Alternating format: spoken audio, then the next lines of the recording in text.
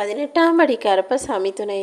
என் தங்கப்பிள்ளையே, இந்த கருப்பசாமி உனக்கான நல்லது செய்வேன், நான் தான் உன்னை காப்பாற்றிக்கிட்டு இருக்கேன்ற நம்பிக்கையோட என்னை மதித்து நான் சொல்கிறத கேட்க வந்து விட்டாய்தானே. இனி உன் வாழ்க்கையில் நீ சற்றும் எதிர்பாராத வகையில் இன்பங்கள் வந்து சேரும்.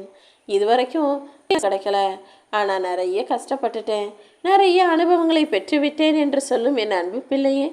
வாழ்க்கை எப்போதும் அதிர்ஷ்டத்தை தருதோ இல்லையோ, அனுபவங்களை அனுதினமும் தந்து கொண்டே தான் இருக்கும். எல்லா அனுபவங்களும் உனக்கு ஏதாவது ஒரு சூழ்நிலையில் நிச்சயமாக உதவுன்ற நம்பிக்கையோட தான் நானும் உனக்கு துணையாகவே இருந்து நடக்கிறத அனைத்தையும் பொறுமையாக வேடிக்கை பார்த்துக்கிட்டு இருக்கேன். உன்னை சுற்றி இருக்கிறவங்க எல்லாரையும் நல்லவங்க நினச்சது உன்னுடைய தப்பு. உனக்கு ஒன்றுனா எல்லாரும் ஓடி வந்து நிற்பாங்க நினச்சது உன்னுடைய தப்பு.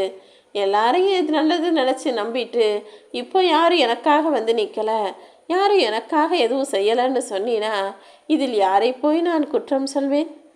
மனிதர்கள் அழகாக மாறுவேடம் போட்டு அன்பா பண்பா பாசமாக பேசுகிறவங்க போல நடிப்பாங்களே தவிர உண்மையாக எந்த மனிதரும் சுயநலம் இல்லாமல் இந்த பூமியில் வாழவே இல்லை. என்னதான் அவங்க நடித்தாலும் ஒரு நாளைக்கு அவங்களோட இயல்பான குணத்தை அடுத்தவர்கள் புரிந்து கொள்ளும் காலமும் எல்லார் வாழ்க்கையிலையும் நடந்துக்கிட்டு தான் இருக்குது. அப்படி உன்னை சுற்றி இருக்கிறவங்கள யார் எப்படிப்பட்டவங்கன்றத நானே உனக்கு திரைப்படமாக போட்டு காட்டுகிறேன் என் தங்கமே. மனிதன் என்னவோ நினச்சிக்கிட்டு இருக்கான், நாம் தனியாக தானே தவறு செய்கிறோம், இதை யாருமே பார்க்கல, யாருக்கு தெரிய போது, யார் நமக்கு தண்டனை கொடுக்க போகிறாங்கன்னு. சாட்சிகள் இல்லை என்று ஆட்டம் போட வேண்டாம் என் பிள்ளைகளே. இங்கே எப்போயுமே 2 சாட்சி இருந்துக்கிட்டே இருக்குது. ஒன்று, நீ செய்கிறது அனைத்தையும் பார்த்துக்கிட்டு இருக்க உன்னுடைய மனசாட்சி. இன்னொன்று, நீ இம்மி அளவு நகர்ந்தா கூட உன்னையே உற்று நோக்குகிற என்னுடைய இறைசாட்சி. மனசாட்சியும் இறைசாட்சியும் உனக்கு தர முடியாத தண்டனையவா இந்த உலகத்தில் நீ பெற்றுவிடப் போகிறாய்? நிச்சயமா எல்லா சூழ்நிலைகளிலும் தலைமுறைக்கும் தலைமுறை தாண்டியும் கூட உனக்கான இறைசாட்சியாக இருக்கக்கூடிய நான் நீ செஞ்ச தவறுக்கான தண்டனையை கொடுப்பேன். அதே போல் உன்னுடைய மனசாட்சியும் நீ தவறு செஞ்ச பிறகு உன்னை உறுத்திக்கிட்டே இருக்குது தானே.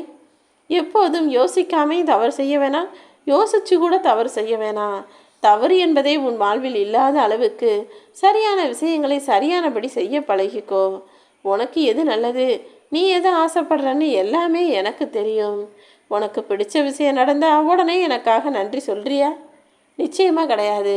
ஆனால் பிடிக்காத விஷயம் நடந்தால் மட்டும் ஒன்று என்கிட்ட வந்து அழுகிற, இல்லைனா என் மேலே வந்து கோபப்படுற.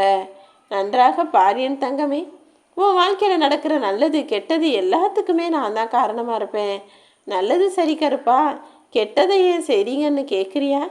கெட்டது கூட உன் வாழ்க்கையில் சில விஷயங்களை நல்லதாக சரி செய்வதற்கும் உன் குணத்தை மாற்றுவதற்கும் உன்னுடைய தவறை திருத்திக்கிறதுக்குமாக தான் நான் செஞ்சுக்கிட்டு இருக்கேன்.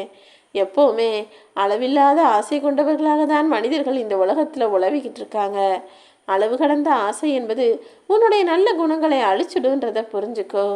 ஆயுதங்களையே காட்டி அடுத்தவரை அடிப்பதை காட்டிலும் மிகவும் ஆபத்தானது அறியாமையால் நீயே அழிந்து போவதுதான். எந்த விஷயத்தையுமே தெரிஞ்சுக்கணுன்ற ஆர்வமும் அக்கறையும் உனக்குள்ளே இருக்கட்டும். அது எனக்கு தெரியாது, இது எனக்கு வராது, அது வேணாம் இது வேணாம்னு எந்த விஷயத்தையும் கற்றுக்கொள்வதற்கு தயக்கம் காட்டாத. வாழ்க்கையின் கடைசி நொடி வரைக்கும் எதையாவது கற்றுக்கிட்டே இருக்கக்கூடிய என் அன்பு பிள்ளையாக நீரு. எல்லா விஷயங்களையும் உனக்காக சரி செஞ்சு உன் வாழ்க்கையில் நீ நல்ல நிலைமைக்கு உயரும்படி செய்வதற்காக தான் நான் உன்னை தேடி வந்திருக்கேன். நல்ல குணம் கொண்ட ஒரு மனிதன் யாரையும் தரம் தாழ்த்தி விமர்சிக்க மாட்டான். அதுபோல தரம் கெட்டு போன ஒருவனது கண்ணுக்கு இந்த உலகத்தில் யாருமே நல்லவனா தெரிய மாட்டாங்க. இப்போ புரியுதா? நல்லவங்களும் கெட்டவங்களும் கலந்தது தான் இந்த உலகம். நீ பார்க்குற பார்வையை பொறுத்து தான் ஒருத்தர் நல்லவனாகவும் கெட்டவனாகவும் உனக்கு தெரிவான். எல்லாரும் எல்லா சூழ்நிலையிலையும் நல்லவனாகவும் இருக்க மாட்டாங்க, கெட்டவனாகவும் இருக்க மாட்டாங்க.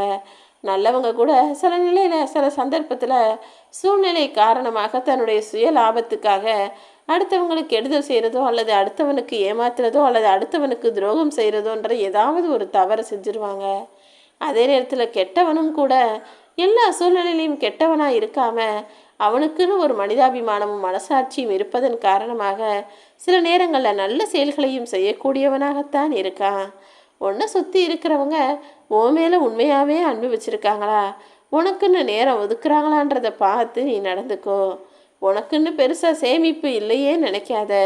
நல்ல வேளை கடன் பிரச்சனை இல்லையே, கஷ்டம் இல்லையே நினச்சி சந்தோஷத்துக்கோ. ஏன்னா உன்னுடைய சந்தோஷம் எப்போதும் நிரந்தரமாக உன்னிடம் தங்குவதற்காக உனக்கான விஷயங்களை இப்போது நான் செய்ய போகிறேன்.